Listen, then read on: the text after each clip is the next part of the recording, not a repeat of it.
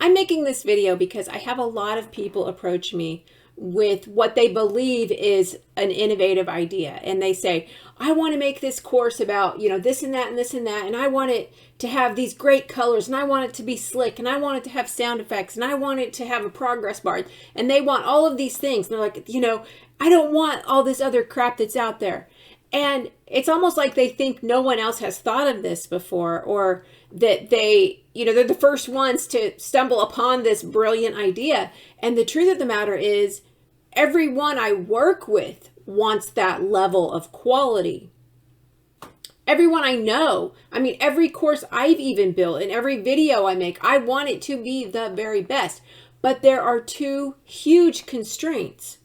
One is the time it takes to build something like that. And because of that time, there's the second thing, which is the cost. So the cost isn't just from the extra time, although, of course, with all the bells and whistles, is going to take a lot of time, but it also takes time from a very skilled person. So if you're going to build a course, that has all those bells and whistles, you can't use someone that's an entry-level person who's new to the field, because they don't know how to develop and do all of this advanced stuff it takes to do all the bells and whistles. And so once I give people my proposal, the cost, they're absolutely floored and they're shocked at the price. And I also get clients that just say, hey, I need this course built. And I'm like, oh, okay. Were you wanting this and that and this and that? And they're like, oh, I don't know. I just want a course built. And I'm like, well, I need to know what level, what are you shooting for here? What are you going for? And it's something they've never heard of. They just thought an e-learning course was an e-learning course. So this video is also for those people. This video is going to explain the 4 levels of e-learning. I've created a course to accompany this video. It's completely free. It's actually a review link. As you go through the course and learn about the 4 levels, you will also get an example of the 4 levels, which I'm also going to show you in this video. So let me start by saying this. Storyboarding always comes first. And many times storyboarding and course development happen by 2 separate people. In my case, I do the whole thing. I do everything. But many times it's 2 separate people. So you have the person who takes the content, gets it organized, gets it polished up, creates scripts, thinks of ideas for the images that'll be on the screen and what have you. That's called the storyboard. And then the developer then goes and builds that out. You need to know which level you're going for before you start storyboarding, because that is worked into the storyboard. You don't want someone storyboarding at a level 3 when all you can afford to pay a developer is to build a level 1.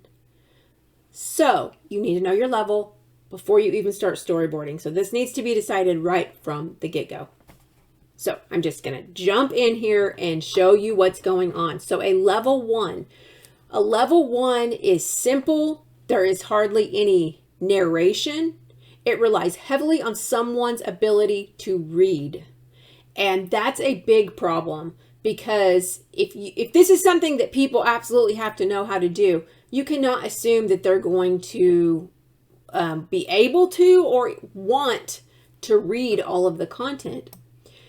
There is typically very limited interactions. You'll notice here I have interactions on level 1, and that is because they're so easy to build in Rise that I couldn't resist.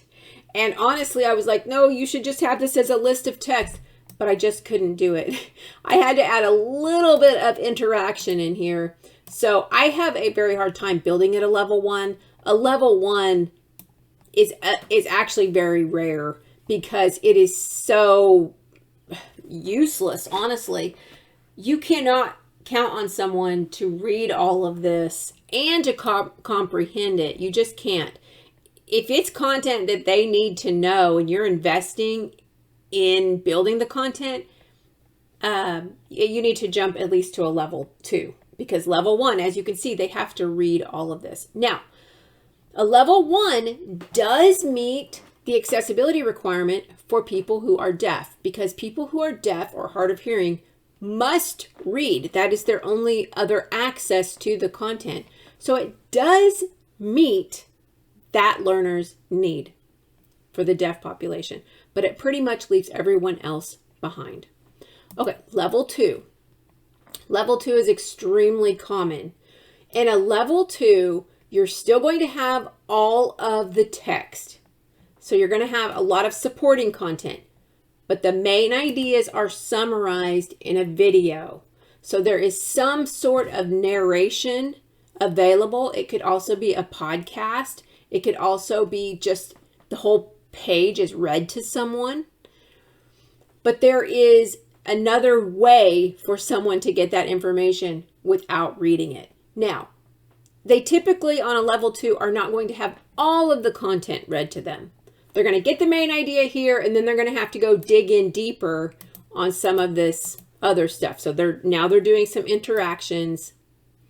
And here's another interaction where they're moving through there, and there's going to be some quizzing throughout. This is a matching activity. Okay, so that's a level 2. It's basically just a step up. You're going to have those nice summaries instead of making the learner read everything. Now, a level 2 meets the hard of hearing and deaf. Because they can read the content.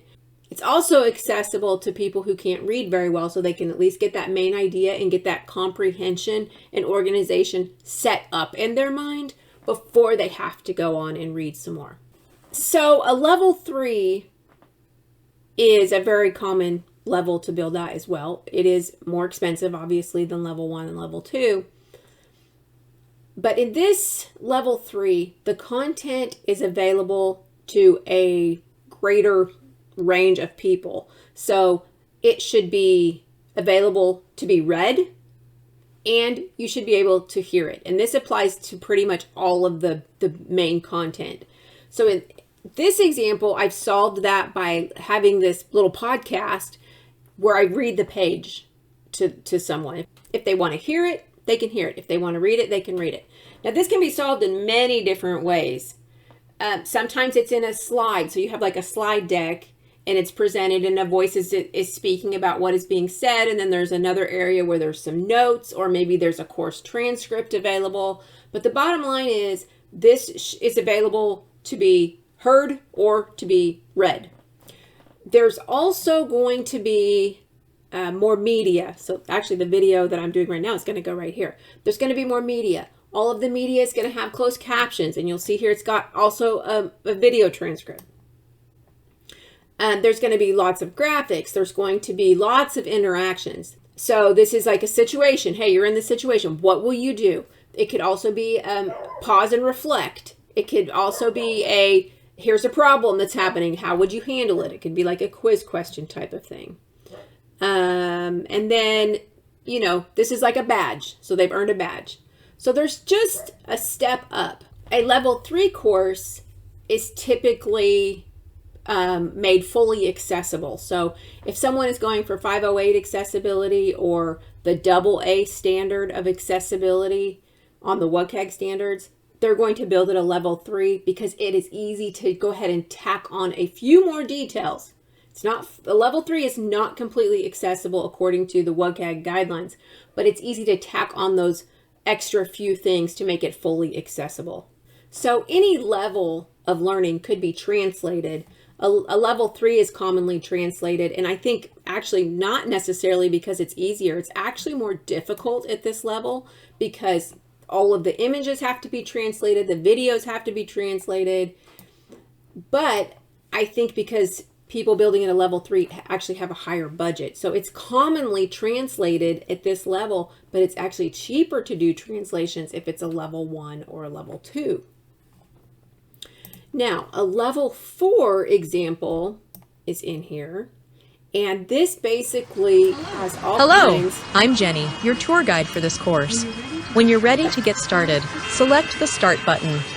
This has all kinds of gamified examples. You're going to have progress bars. You're going to have sound effects. You're going to have content tailor-fitted to you. There may be virtual reality scenarios. There's just all kinds of stuff. Everything else that you can possibly imagine is going to be in a level 4.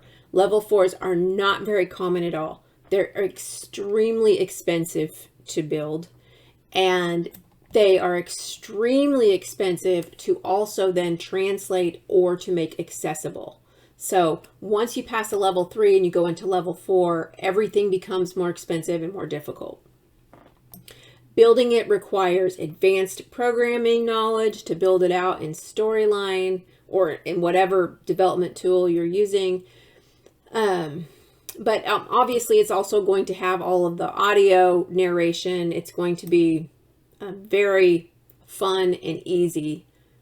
I mean, it feels easier because it's just so perfectly designed and it just looks like fun and, you know, all that. So anyway, those are the levels of learning. If you want to know more, take this little course and this will walk you through it. And of course, like the video, subscribe to the channel.